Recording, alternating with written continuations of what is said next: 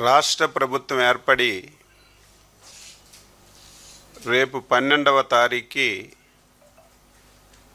2 సంవత్సరాలు పూర్తి కావస్తుంది. మేము అధికారం చేపట్టే సమయానికి ఆంధ్రప్రదేశ్ యొక్క పరిస్థితి నాకంటే విఘ్నులైనటువంటి ప్రజలకి మీ అందరికీ కూడా స్పష్టంగా తెలిసినటువంటి విషయం. స్వతంత్ర భారతదేశంలో ఆంధ్రప్రదేశ్ రాష్ట్రం ఏర్పడిన తర్వాత ఎంతోమంది ప్రభుత్వాలు ఏర్పాటు చేశారు, ఎంతోమంది ముఖ్యమంత్రులు పరిపాలన చేశారు. కానీ 2019-24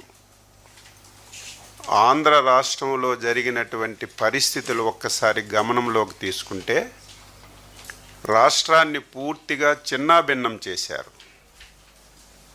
వ్యవస్థలన్నింటినీ పూర్తిగా భ్రష్టు పెట్టారు. రాష్ట్రంలో ఏ వర్గాన్ని చూసినా, ఏ కులాన్ని చూసినా ఏ ఒక్కరిని విడిచిపెట్టకుండా దమనకాండ చేసిన విషయం కూడా మనం ప్రత్యక్షంగా చూసినటువంటి సాక్షులం. ఇటువంటి పరిస్థితిలో ప్రజలందరూ కూడా అచంచలమైనటువంటి విశ్వాసం, నమ్మకంతో చంద్రబాబు నాయకత్వంలో ఎన్డీఏ పార్టీకి అధికారాన్ని ఇచ్చారు. ఇక్కడే ట్విస్ట్ ఏంటంటే, ఎన్డీఏ ప్రభుత్వం అధికారంలోకి వచ్చింది, చంద్రబాబు నాయుడు గారు ముఖ్యమంత్రి అయ్యారు. నా పరిపాలనలో ఈ రాష్ట్రాన్ని పూర్తిగా భ్రష్టు పట్టించాను. ఈ రాష్ట్రాన్ని మళ్ళీ గాడిలో పెట్టాలన్నా, ఈ రాష్ట్రాన్ని మళ్ళీ పునర్నిర్మాణం చెయ్యాలన్నా చంద్రబాబు నాయుడుకి కూడా సాధ్యపడదు. చంద్రబాబు నాయుడు అధికారం చేపట్టినా ప్రజల్లో విశ్వాసం పొందలేరని చెప్పి గతంలో పరిపాలించినటువంటి ముఖ్యమంత్రి గారు అనుకున్నారు. కానీ ఎవరికీ ఊహకందని విధంగా, నేను కూడా ఊహించని విధంగా ఇన్ని కష్టాలున్నా, ఇన్ని ఇబ్బందులున్నా సమర్థవంతమైనటువంటి నాయకత్వాన్ని ఇచ్చి కేంద్ర ప్రభుత్వం మోడీ గారి సహాయ సహకారాలు తీసుకొని 5 సంవత్సరాల్లో ఈ రాష్ట్రంపై ఉన్నటువంటి నమ్మకాన్ని పోగొట్టారు. మళ్ళీ నమ్మకాన్ని తీసుకొచ్చి ఈ రాష్ట్రాన్ని ఒక గాడిలో పెట్టిన విషయం మనందరికీ తెలుసు. దానికి సాక్ష్యం మనకు వస్తున్నటువంటి పరిశ్రమలు, మన రాష్ట్రంలో జరుగుతున్నటువంటి అభివృద్ధి, సంక్షేమం అని చెప్పి తెలియజేస్తున్నాను. ఈ సందర్భంలో యాజ్ యూజువల్గా 2 మాసాలకో 3 మాసాలకో ఒకసారి రావటం, తాడేపల్లి ప్యాలెస్లో ప్రెస్ మీట్ పెట్టడం ఆనవాయితీగా జరుగుతుంది. నిన్న కూడా గొడ్డల పార్టీ అధ్యక్షుడు పాత్రికేయులు సమావేశాన్ని పెట్టారు. దాదాపుగా 2 గంటల 35 నిమిషాలు పెట్టాడు. మొదటి అక్షరం నుంచి చివరి అక్షరం వరకు మొత్తం నేను అబ్జర్వ్ చేశాను, ఏమి మాట్లాడుతున్నాడు అని చెప్పి. ఆయన 2 సంవత్సరాల్లో ఎన్డీఏ ప్రభుత్వం చేసినటువంటి అభివృద్ధి పైన కానీ, ప్రజలకు ఇచ్చినటువంటి హామీలు అమలు పరచలేనటువంటి విషయముల మీద కానీ ఎక్కడ మాట్లాడలేదు. ఎందుకంటే 2 సంవత్సరాల్లో ఊహించని విధంగా అభివృద్ధిని, సంక్షేమాన్ని, పరిశ్రమల్ని ఈ రాష్ట్రానికి తీసుకొచ్చి అభివృద్ధి చేస్తున్నాం కాబట్టి దాని మీద ఎక్కడ కూడా మాట్లాడలేదు. మొత్తం మొదటి అక్షరం నుంచి చివరి అక్షరం వరకు పచ్చి అబద్ధాలు. నేను ఎప్పుడూ చెప్తాను, మళ్ళీ చెప్తున్నాను, ఆ పార్టీ పుట్టికే అబద్ధాల పైన పుట్టినటువంటి పార్టీ. ఫ్రస్ట్రేషన్కి లోనయ్యాడు. చెప్పడానికి ఏదీ లేక చంద్రబాబు నాయుడు గారి మీద వ్యక్తిగత దోషంలో తీసుకెళ్లే కార్యక్రమాన్ని శ్రీకారం చుట్టాడు. అది కూడా గుండెపోటుతో చచ్చిపోతారని, ఇదే చివరి ఎన్నికలని. ఒకసారి నువ్వు తెలుసుకో. చంద్రబాబు నాయుడు గారు 76 సంవత్సరాల ఏజ్లో 26 సంవత్సరాల కుర్రవాడిలాగా పనిచేసి ఈ రాష్ట్రానికి, ఒక దేశానికి ఒక రోల్ మోడల్గా పనిచేస్తున్నటువంటి వ్యక్తిని కనీసం ఒంగోని కొబ్బరికాయ కొట్టలేనటువంటి నువ్వు అటువంటి విమర్శలు చేస్తుంటే ఆశ్చర్యం కలుగుతుందని చెప్పి తెలియజేస్తున్నా. దీనికి తోడు నేను ఒక బాధితుణ్ణి. నా కుటుంబంలో అందరూ చనిపోయారు. మా తాత చనిపోయాడు, నా తండ్రి చనిపోయాడు, నా బాబాయి చనిపోయాడు. అన్నింటికీ కారణం చంద్రబాబు నాయుడు గారని చెప్పి నిస్సిగ్గుగా మాట్లాడాడు. ఆయన మాట్లాడినటువంటి ప్రతి మాట ఆయన్ని అన్వహించుకొని వాళ్ళు కుటుంబాలు చేసినటువంటి వ్యవహారాలు, ఆయన చేసిన వ్యవహారాలు, ఆయన చేస్తున్న వ్యవహారాలు ఒకసారి గుర్తు చేశాడు. కానీ అది చంద్రబాబు నాయుడు గారే చేస్తున్నట్టుగా బయటికి వ్యక్తపరిచాడు. ఈ సందర్భంలో ఒక వ్యక్తిని నేను గుర్తు తెచ్చుకోవాలి. ప్రముఖ డైరెక్టర్ శంకర్ గారు 30 సంవత్సరాల ముందు అపరిచితుడనే ఒక సినిమాని తీశాడు. మీరందరూ చూసుంటారు. ఎప్పుడైనా ఒకసారి సమాజంలో ఇలాంటి వ్యక్తులు పుడతారని చెప్పి 30 సంవత్సరాల ముందే గ్రహించి సినిమా తీసినటువంటి శంకర్ గారికి ఈ సందర్భంగా నేను అభినందిస్తున్నాను. అపరిచితుడంటే అపరిచితుడు. నిన్న చూస్తే నోట్లో వేలు పెట్టినా కొరకలేనటువంటి అమాయకుడుగా అబద్ధాలన్నీ కూడా వల్లవరిచి చెప్పిన విషయాన్ని నేను గమనించాను. రాజారెడ్డి గారిని చంపేశారట. ఎందుకు చంపారో, ఏ విధంగా చంపారో నాకంటే మీ అందరికీ ఎక్కువగా తెలుసు. నిన్న జగన్మోహన్ రెడ్డి ప్రెస్ మీట్ ఒక అంతకు మంచిదే. ఎందుకు మంచిదంటున్నానంటే ప్రతి 5-10 సంవత్సరాలకి కొత్త జనరేషన్ వస్తుంది. యువకులందరూ కూడా వస్తున్నారు. కొంతమందికే జగన్మోహన్ రెడ్డి యొక్క క్రూరత్వం తెలుసు, రాజశేఖర్ రెడ్డి చేసిన అరాచకాలు తెలుసు, వాళ్ళ చేసినటువంటి తాత చేసినటువంటి దమనకాండ చాలామందికి తెలియదు.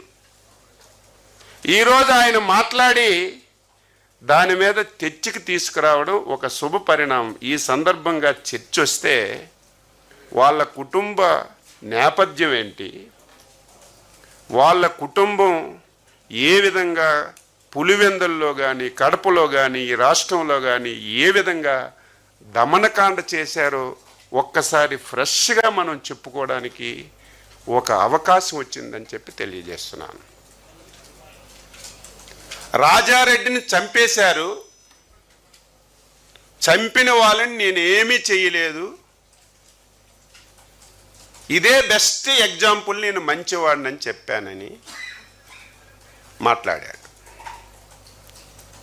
వెంటనే బాధితుడు పార్థసారథి రెడ్డి ఒక సమావేశం పెట్టాడు. జగన్మోహన్ రెడ్డి గారు ఆ రోజు మీ తాత మీ తండ్రి గారు మీ తాత హత్యలో ఉన్నటువంటి వాళ్ళని ఎవరిని మిగల్చలేదు, అందరినీ వేసేశారు, ఆస్తులు ధ్వంసం చేశారు, బుల్డోజర్లు పెట్టి ఇళ్ళన్నీ కూడా కూల్చేశారు. మిగిలింది ఒక పార్థసారథి రెడ్డి, అది కూడా కర్ర పెట్టుకొని ఊత పెట్టుకొని నడుస్తున్నాడు. అది తెలిసి మాట్లాడావా తెలియక మాట్లాడావా నాకు అర్థం కాదు. మొత్తం ఆ రోజు జరిగిన పరిణామాల్లో ఇన్వాల్వ్ అయిన ప్రతి ఒక్కరిని ఆ రోజు నువ్వు హతమార్చిన విషయం ఈ సందర్భంగా గుర్తు చేస్తున్నాను. రెండవది, ఆ రోజు పులివెందలకి తెలుగుదేశం పార్టీ పక్షాన ఉన్నటువంటి వ్యక్తి ఆ రోజు ఇందులో ఒక బాధ్యుడని నువ్వే చెప్పావు, నేను చెప్పలేదు. ఆ బాధ్యుడు ఈరోజు నీ పార్టీలో ప్రముఖంగా ప్రధాన కార్యదర్శిగా బాధ్యతలు నిర్వహించి నీ పక్కనే ఉన్న విషయాన్ని కూడా నువ్వు గుర్తు పెట్టుకోకుండా ఈ విధంగా చంద్రబాబు నాయుడు అనే కారణం అని చెప్పి మాట్లాడడం చాలా దారుణం అని చెప్పి తెలియజేస్తున్నాను. రెండవది, చంద్రబాబు నాయుడు గారు అపోజిషన్ లీడర్గా ఉమ్మడి ఆంధ్రప్రదేశ్ రాష్ట్రంలో శాసనసభలో ప్రసంగం చేశారు. 4 రోజుల తర్వాత రాజశేఖర రెడ్డి గారు నువ్వు అసెంబ్లీకి రావు అని చెప్పి చంద్రబాబు నాయుడు గారు ప్రసంగం చేసిన తర్వాత 4 రోజులకే హెలికాప్టర్ కూలి చనిపోయింది. చంద్రబాబు నాయుడు గారు పాత్ర ఉందని చెప్పి నిస్సిగ్గుగా మాట్లాడుతున్నారు. ఈరోజు రేపు మీకు చూపిస్తాం, ఇప్పటికే మీకు ఆ వీడియో వచ్చింది. చంద్రబాబు నాయుడు గారు స్పష్టంగా చెప్పారు. అదేంటో మన రాష్ట్రం యొక్క దౌర్భాగ్యం. ఆ రోజు రాజశేఖర రెడ్డికి కానీ ఈరోజు జగన్మోహన్ రెడ్డి కానీ మన రాష్ట్రం మీద, మన రాష్ట్రంలో ఉన్న దేవుళ్ళ మీద ఒక కక్ష కట్టుకున్నారు. ఎందుకంత పగ? దేవుళ్ళ మీద మీకు ఎందుకంత పగ? అందులో మా రాష్ట్రంలో ఉన్నటువంటి 7 కొండలవాడు వెంకటేశ్వర స్వామిని అపవిత్రం చేయాలని ఆ రోజు నుంచి ఈ రోజు వరకు మీరు కంకణం కట్టుకున్నారు.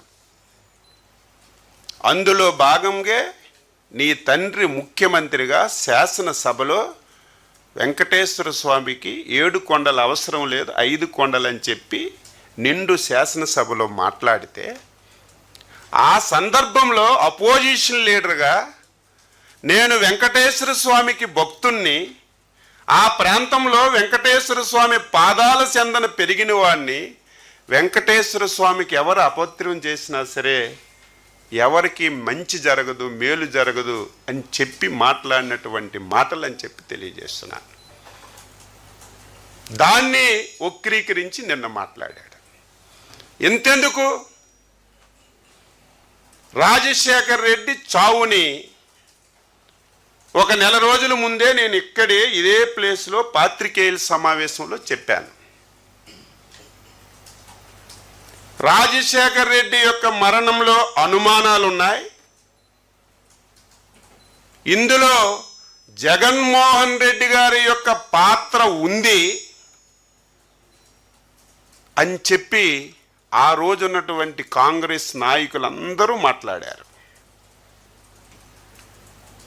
ఆ రోజు బొత్స సత్యబాబు గారు కూడా మాట్లాడారు. నేను మాట్లాడితే ఆయన ఏడ్చాడు. ఎందుకు ఏడ్చాడో నాకు ఈ రోజుకి అర్థం కావడం లేదు. నేనేం తప్పు మాట్లాడానా? మీ జగన్మోహన్ రెడ్డి లాగా లేనిది ఉన్నట్టుగా మాట్లాడానా? ఉన్నది వాస్తవం. ఆ రోజు నువ్వు అధ్యక్షుడిగా ఏం మాట్లాడావో అదే నేను ఆ రోజు చెప్తే నువ్వు ఏడ్చావు. ఎందుకు ఏడ్చావు? ఈ రోజుకి సమాధానం లేదు. ఎంత మోసం, దగ, ఎంత కుట్ర, ఎంత దౌర్భాగ్యంగా వ్యవహరిస్తున్నాడు ఎగ్జాంపుల్ ఆ రోజు నువ్వే. నా తండ్రి సావుకి రిలయన్స్ గ్రూప్ అధినేత ముఖేష్ అంబానీ గారని చెప్పి నువ్వే చెప్పావు. ఆంధ్ర రాష్ట్రంలో ఉన్నటువంటి రిలయన్స్ సంస్థలన్నింటి మీద మీ వాళ్ళందరినీ పంపించి దాడులు చేశావు. ఇది వాస్తవమా కాదా? ప్రజలందరికీ నేను ఈ సందర్భంగా అడుగుతున్నాను. పాత్రికేయులుగా మీరు కూడా ఒకసారి గుర్తుపెట్టుకోవాలి. అచ్చెన్నాయుడు చెప్పింది వాస్తవమా కాదా అని తెలుసుకోవాలి. నువ్వే రిలయన్స్ వాళ్ళ పాత్ర ఉందని చెప్పి దాడులు చేయించి, నానా యాతన చేయించి, నువ్వు అధికారంలోకి వచ్చిన తర్వాత రిలయన్స్ వాళ్ళని మంచిగా చేసుకొని వాళ్ళు చెప్పిన వాళ్ళకి రాజ్యసభ సీట్ ఇచ్చావా లేదని చెప్పి నేను అడుగుతున్నాను. ఇందులో ఎవరి పాత్ర ఉంది? చంద్రబాబు నాయుడు గారికి ఇందులో ఏం సంబంధం? దీనికి కర్మ కర్త క్రియ నువ్వే.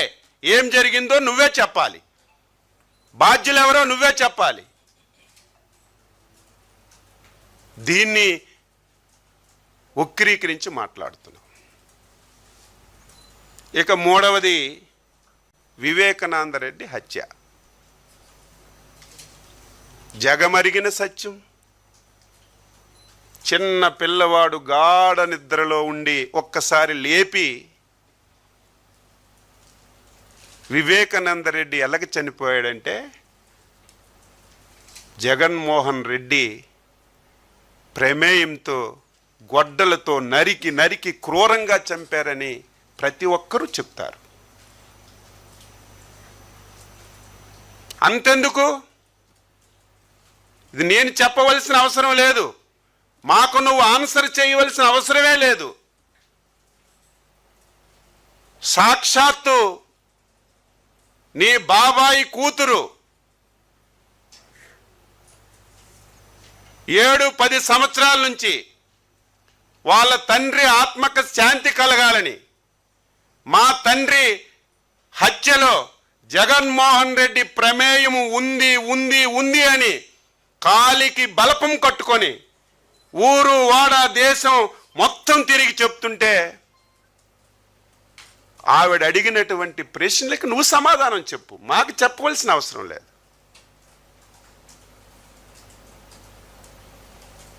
కనీసం మేము అడిగిన దానికైనా ఇన్ని రోజులైంది, ఒక్క రోజైనా సరే నువ్వు సమాధానం చెప్పకుండా దీన్ని కూడా నువ్వు చంద్రబాబు నాయుడు గారి ప్రమేయం ఉంది, గొడ్డల పార్టీ ఎందుకు గింజుకుంటున్నావు? గొడ్డల పార్టీ కాదా? సొంత బాబాయిని అధికారం గురించి నేను ప్రతిసారి చెప్తున్నాను. ముఖ్యమంత్రి పదవి గురించి, అధికారం గురించి తండ్రిని వదలడు, బాబాయిని వదలడు, తల్లిని వదలడు, చెల్లిని వదలడు. చివరికి నీకు ఈ స్థాయికి తీసుకొచ్చినటువంటి కార్యకర్తలను కూడా ఊచకోత కోసి అధికారాలను రావడానికి ప్రయత్నం చేస్తావు తప్ప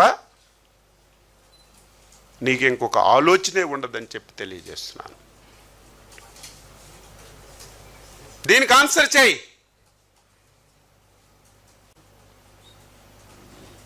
ఈరోజు ఏది చూసుకున్నా సరే ఇందులో మీకు ఒక ఉదాహరణ.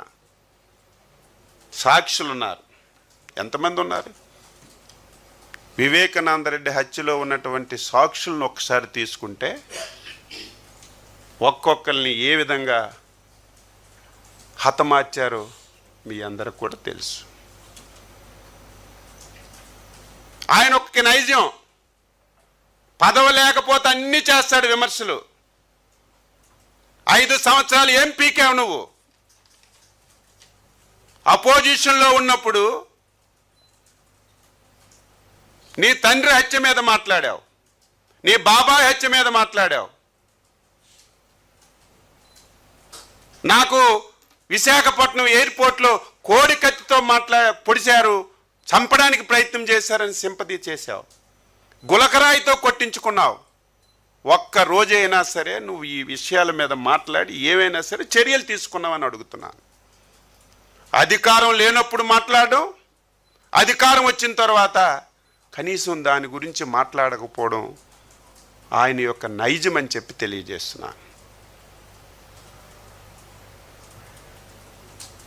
ఇష్టానుసారంగా మాట్లాడుతున్నాడు. వంగవీటి రంగా గారిని చంపిన దాంట్లో చంద్రబాబు నాయుడు ఉన్నాడని నేను అడుగుతున్నాను. ఆన్సర్ చేయి. ప్రథమ ముద్దాయి కొడుకు, ప్రథమ ముద్దాయి చనిపోయాడు, కొడుకు ఎక్కడున్నాడు? ఏ పార్టీలో ఉన్నాడు? ప్రతిరోజు నువ్వు వారంకి ఒకసారి బెంగుళూరు వెళ్ళి వస్తున్నప్పుడు నీకు దిగబెట్టడానికి ఆహ్వానించడానికి ఎవరు ప్రధానంగా వస్తున్నారు? ఆన్సర్. అంటే ఏది పడితే అది మాట్లాడతామంటే ప్రజలు విశ్వసిస్తారా, నమ్ముతారని చెప్పి నేను అడుగుతున్నాను.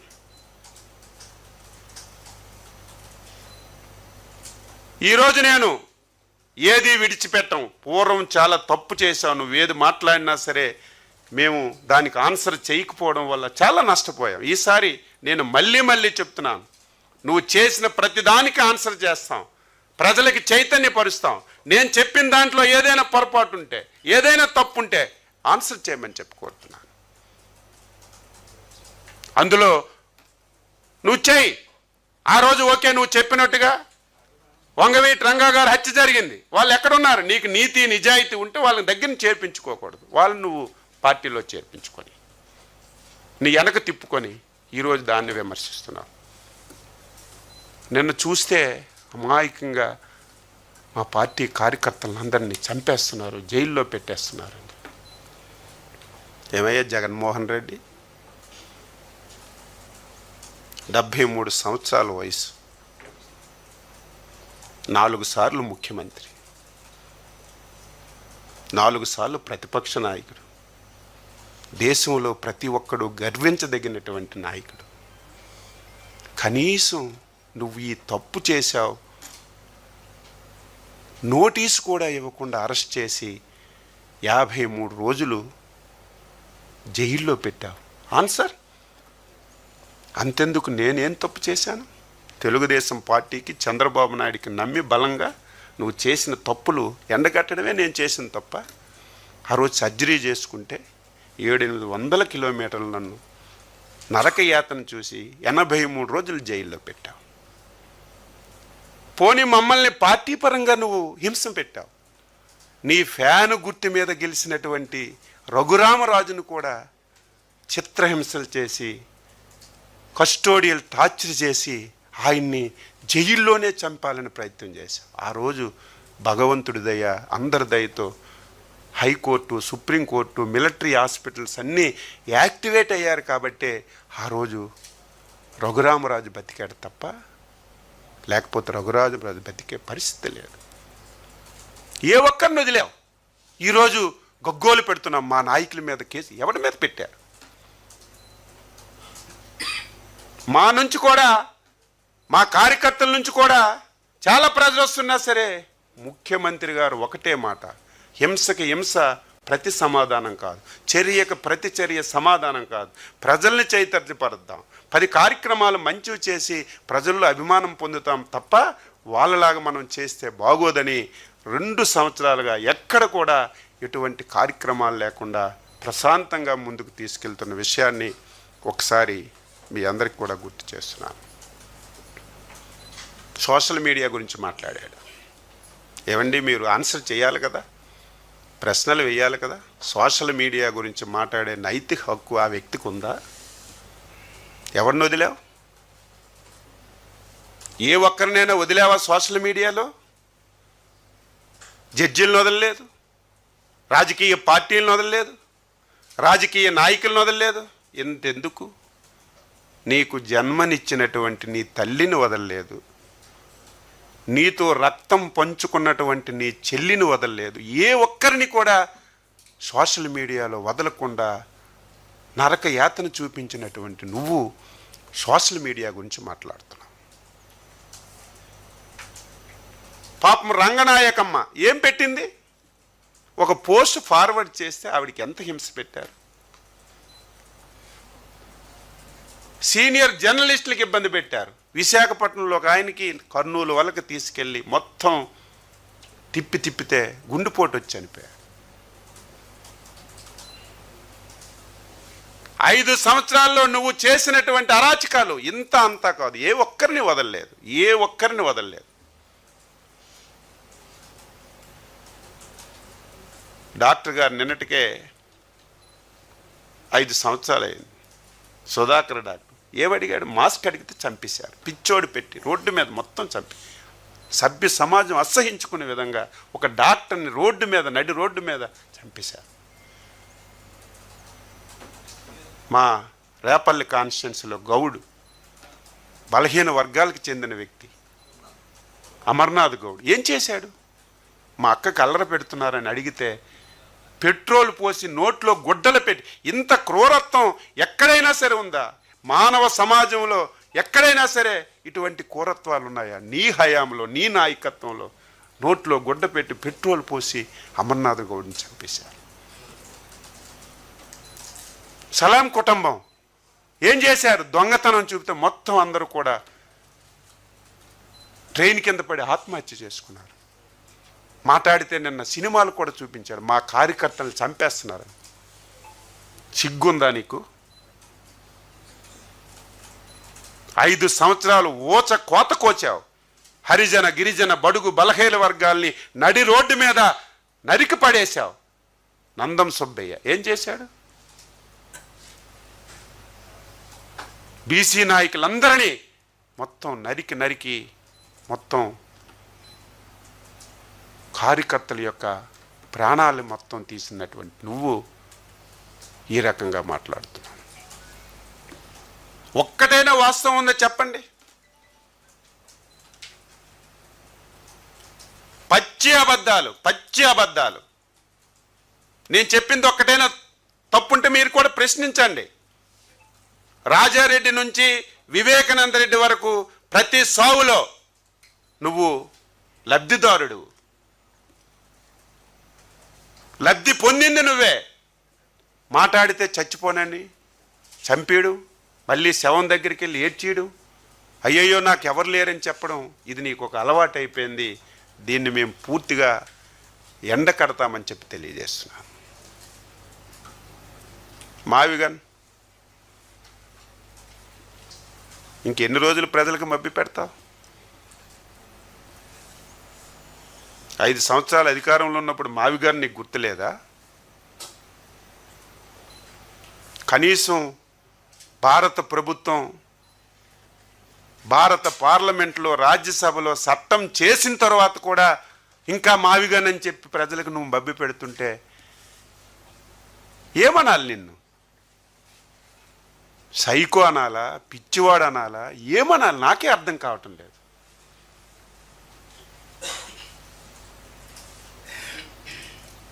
ఎవడైనా మళ్ళీ మార్చగలడా? ఎవడి వల్లైనా సాధ్యమవుతుందా? అన్ని ప్రయత్నాలు చేశాడు. ఈ రాష్ట్రానికి పరిశ్రమలు రాకుండా చేయాలని ప్రయత్నం చేశాడు.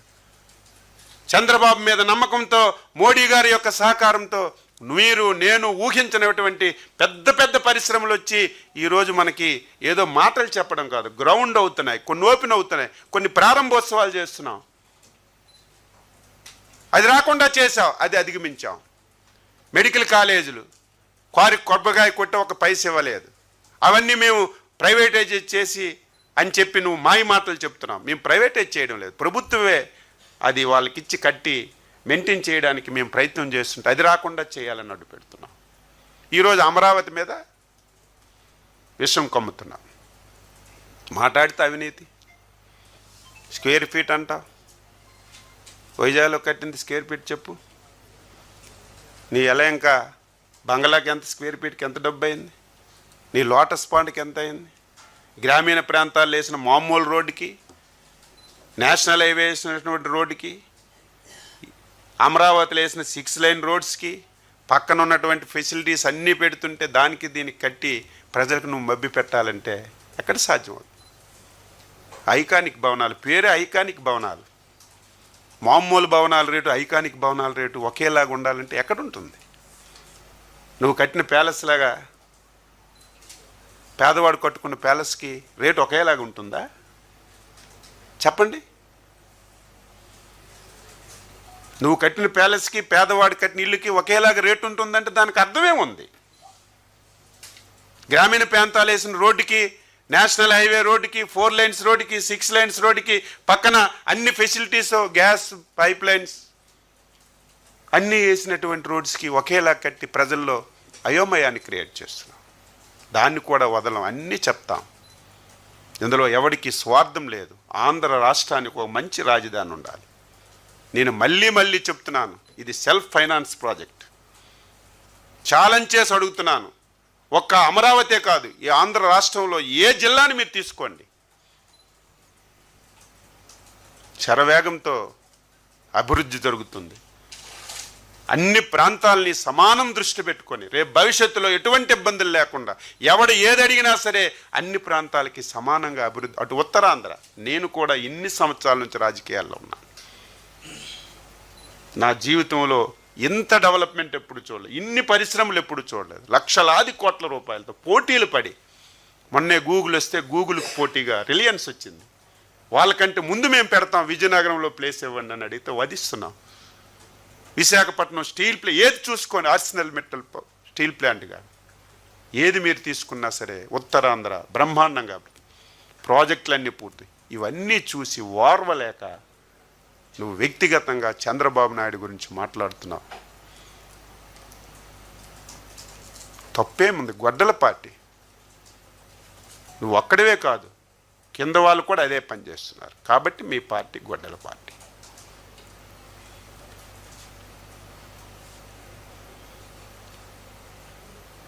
ప్రజలందరికీ ఒకటే కోరుతున్నాను, ప్రశ్నించాలి. మీరు కూడా ప్రతి విషయాన్ని మీరు తెలుసుకోవాలి. కావాలని చెప్పి బురద జల్లడానికి ఒక ప్రయత్నం చేస్తున్నారు. మేము ఎప్పటికప్పుడు కూడా దీనికి సమాధానం చెప్తూ ఉంటాం. ఏది అడిగినా సరే ఆన్సర్ చేస్తాం. ఇంక రేపు భవిష్యత్తులో అమరావతి గురించి కూడా చాలా స్పష్టంగా ఎందుకు ఎంత అవుతుంది, ఏమేమి చేస్తున్నాం అన్నీ స్పష్టంగా కూడా చెప్తామని చెప్పి తెలియజేస్తూ, ఈరోజు నుంచి ఒక గొడ్డల పార్టీయే కాదు, కింద సబ్ హెడ్డింగ్ కూడా నేను పెడుతున్నాను. గొడ్డల పార్టీ సమాజానికి హానికరం. ప్రతి ఒక్కరు గుర్తుపెట్టుకోవాలి. ఇదేదో మాకు కాదు, ఇటువంటి వ్యక్తి రాజకీయాలు ఉండడానికి అవకాశం ఉండకూడదు. మీ అందరికీ తెలుసు, చంద్రబాబు నాయుడు ముఖ్యమంత్రిగా ఉమ్మడి ఆంధ్రప్రదేశ్లో కానీ మన రాష్ట్రంలో కానీ ముఠా కక్షల్ని అరికట్టాడా లేదా, నక్సలిజాన్ని అరికట్టాడా లేదా, మత కల్లోలాన్ని అరికట్టాడా లేదా, ఫ్రాక్షనిస్టులు కూడా అరికట్టాడా లేదా? ఈయన కూడా ఫ్రాక్షనిస్ట్ అయితే 2 నిమిషాల్లో అరికట్టచ్చు. ఈయన రాజకీయ ముసుగులో ఉన్నటువంటి ఒక ఫ్రాక్షనిస్ట్ కాబట్టి రాజకీయ ముసుగేసుకొని ఈరోజు వ్యవహారాలు చేస్తున్నాడు. కాబట్టి ఈ మాత్రమైనా సరే ఉన్నాడు తప్ప నిజమైనటువంటి ఫ్రాక్షనిస్టు రాజకీయ పార్టీ ముసుగులో నడుపుతున్నాడు. దీని బండారాన్ని మేము ప్రతి ఒక్కరికి చెప్పి ఎడ్యుకేట్ చేసి, ఇటువంటి వ్యక్తి ఈ రాష్ట్రంలో ఉండకూడదు, తెలుగు జాతికి అరిష్టం అని చెప్పి ఈ సందర్భంగా ప్రతి ఒక్కరికి తెలియజేస్తున్నాను.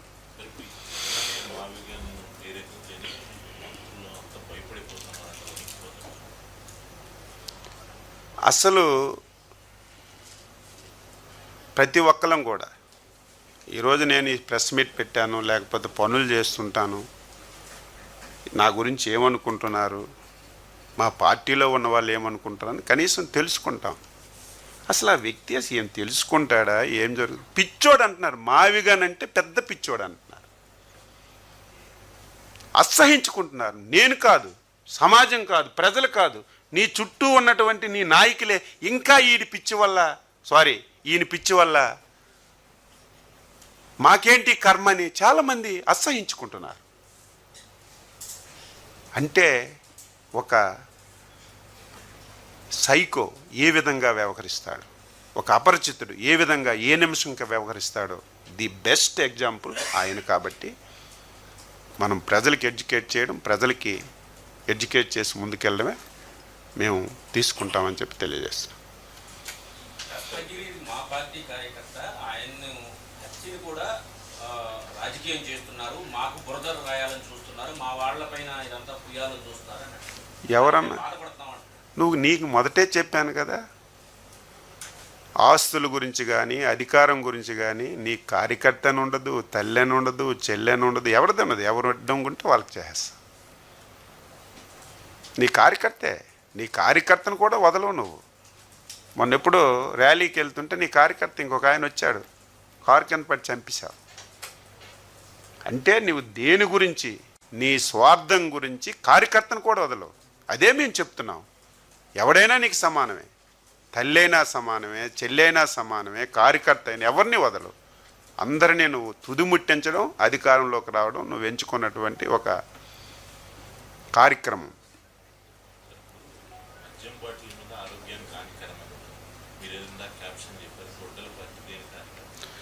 సమాజానికి హానికరం. ఇదేదో అచ్చెన్నాయుడుకో చంద్రబాబు నాయుడుకో మా పార్టీకి కాదు, యావత్ తెలుగు సమాజానికి హానికరం. ఇది ప్రతి ఒక్కరూ గమనంలోకి తీసుకురావాలి. మేము చెప్పిన విషయాలని స్టడీ చేయమంటున్నాం. నేను చెప్పిన దాంట్లో ఏదైనా తప్పు ఉందా? ఈరోజు ఉన్నటువంటి యూత్ కూడా తెలుసుకోవాలి. నాకు కూడా తెలియదు. వాళ్ళ తాత చేసిన విషయాలు అప్పుడు మేము చిన్నపిల్లను, తెల్లవారి నుంచి నాకు పులివెందుల నుంచి విపరీతమైన మెసేజ్లు, సార్ ఇది చూడండి, ఇది చూడండి, ఈ వీడియో చూడండి, ఆ వీడియో చూడండి. ఒక వీడియో పంపించారు, ఒక ఇంట్లో గ్రానైట్స్ పెట్టి పేల్చారు. ఇన్ని దారుణాలు ఇవి ఎవరికి తెలియదు? కనీసం నీ పుణ్యాన మీ కుటుంబం హిస్టరీ అంతా బయట పెట్టడానికి ఒక అవకాశం వచ్చింది. ఆ అవకాశం నువ్వే ఇచ్చావు.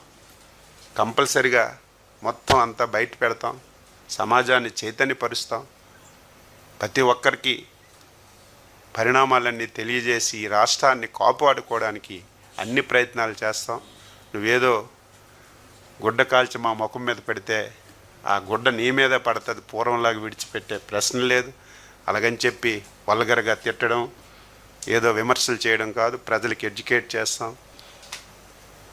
ప్రతి ఒక్క వాస్తవం కూడా ప్రజలకు చెప్పడానికి అన్ని విధాల ప్రయత్నం చేస్తాం అని చెప్పి తెలియజేస్తున్నాను. ఈరోజు వివేకానంద రెడ్డి హత్య గురించి మేమెవ్వరం మాట్లాడు. నీ చెల్లి అడిగిన ప్రశ్నలకు నువ్వు సమాధానం చెప్పు.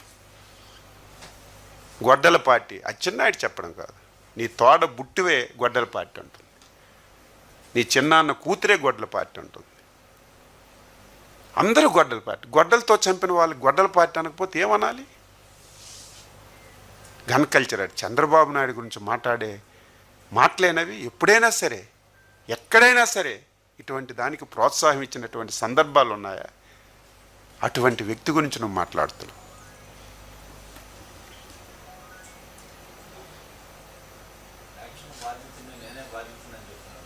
ఎవరు నిందితుడు? నిందితుడు అన్ని సావులకి లబ్ధి పొందినటువంటి లబ్ధిదారుడు, అంతిమ లబ్ధిదారుడు ఆయనే. అయ్యయ్యో తండ్రి చనిపోయాడు, పాదయాత్ర చేశాడు, ప్రజల్లో సింపతి పెట్టాడు, ఒక్క అవకాశమైన అధికారంలోకి వచ్చాడు. అప్పటికీ ఇవ్వలేదు అధికారం. ఎందుకంటే 2014-19 చంద్రబాబు నాయుడు గారు ఒక స్వర్ణయుగంలో పరిపాలన చేశాడు, అందరికీ హ్యాపీ చేశాడు. మళ్ళీ గెలమని చెప్పి ఎలక్షన్లకి 4 రోజుల ముందు బాబాయిని గొడ్డలతో కంపి అయ్యయ్యో తండ్రి లేడు, అయ్యయ్యో బాబాయ్ లేడని చెప్పి సింపతి పొంది అధికారులు. ఇప్పుడు నిజ స్వరూపం తెలిసింది. మీరు చూడండి, అపోజిషన్లో ఉన్నప్పుడు అన్నీ మాట్లాడు, అధికారంలో ఉన్న ఒక్కటైన మాట. కోడి కత్తి 5 సంవత్సరాలు ముఖ్యమంత్రిగా ఒక్కరోజైనా రివ్యూ చేసావా? నీ బాబా హత్య ఇంత గగ్గోలు పెట్టావు, సిబిఐ అన్నావు, అన్నీ అన్నావు, ఒక్కరోజైనా మాట్లాడావా? ఇవన్నీ ప్రజలు అమాయకులు కాదు, ప్రతిదీ గమనిస్తుంటారు. నేనేదో మైక్ ముందుకు వచ్చాను, ఉపన్యాసాలు చేస్తున్నానంటే నా గురించి గమనిస్తారు. గమనించకుండా ప్రజలు అమాయకులు కాదు, అది గుర్తుపెట్టుకోవాలి. ఏదో మైక్ ఉందని 2-3 గంటలు ఉపన్యాసం ఇస్తే అన్ని ఉపన్యాసాలే. ఉద్యోగుల గురించి నీకు మాట్లాడే హక్కు ఉందా? ఉద్యోగుల గురించి మాట్లాడే నైతిక హక్కు నీకు ఎక్కడుంది? 5 సంవత్సరాలు 1వ తారీఖు వస్తే జీతాలు ఇస్తే చాలు, మీకు ఒక దండం, మరేమీ అక్కర్లేదు, ఇంక్రిమెంట్లు వద్దు, ఏమి వద్దని 5 సంవత్సరాలు అగమ్యగోచరంగా ఉన్నటువంటి ఉద్యోగస్తులకి మేము మోసం చేస్తున్నాం. 1వ తారీఖు తెల్లవారిసరికే జీతాలు పడుతున్నాయి, బాకీలన్నీ విడతలుగా ఇస్తున్నాం. చెయ్యాలని ఉంది, తప్పనుంది. ఆర్థికంగా ఏముంచావు నువ్వు ఈ రాష్ట్రంలో? ప్రతీదీ అబద్ధమే, ఏది మాట్లాడినా అబద్ధమే మాట్లాడాడు. మొత్తం ఆయన అన్వహించుకొని మాట్లాడినటువంటి మాటలు తప్ప ఇందులో ఒక్కటి కూడా వాస్తవం లేదు.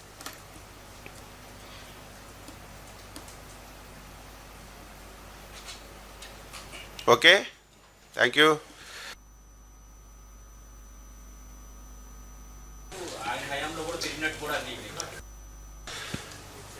పెట్రోల్ డీజిల్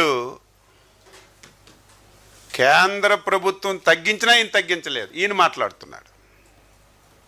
ఈరోజు ఉన్న పరిస్థితులు,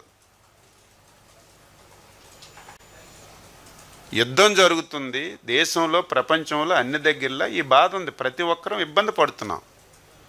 దీనికి భవిష్యత్తులో ఇంకా సమస్య లేకుండా ఏడ్ చేయాలని చెప్పి పొదుపు సమస్యలన్నీ మనం చెప్తుంటే దాన్ని విమర్శిస్తున్నాడు. పెట్రోల్ డీజిల్ ఇదేదో కేంద్ర ప్రభుత్వం పెంచితే పెంచారు, ఇది మనకు సంబంధం లేదు. కేంద్ర ప్రభుత్వం తగ్గించినా సరే ఆంధ్ర రాష్ట్రంలో తగ్గించినటువంటి నువ్వు పెట్రోల్ ధరల గురించి మాకు మాట్లాడుతున్నావు. ఇంధన ధరలు తగ్గిస్తామన్నాం. ఇంధన ధరలు అంటే పెట్రోల్ కాదు, పవరు. తగ్గించామా లేదా? పెంచామా? మా చేతిలో ఉంది ఇంధనం అంటే పవరు. ఎప్పుడైనా ఉందా ఆంధ్రప్రదేశ్ చరిత్రలో విద్యుత్ ధరలు తగ్గించడం ఎప్పుడైనా ఉందా? ఈ చరిత్రలో ఫస్ట్ టైం చంద్రబాబు నాయకత్వంలో విద్యుత్ ధరలు తగ్గించాం. రేపు భవిష్యత్తులో ఇంకా తగ్గించడానికి ప్రయత్నం చేస్తున్నాం. మా చేతిలో ఉంది, ప్రయత్నం చేస్తున్నాం. డీజిల్ పెట్రోలు దేశ విదేశాల్లో ఉన్నటువంటి సమస్య, అంతర్జాతీయంగా ఉన్నటువంటి సమస్య, దాన్ని పట్టుకొని ఇష్టానుసారంగా మాట్లాడుతున్నాం.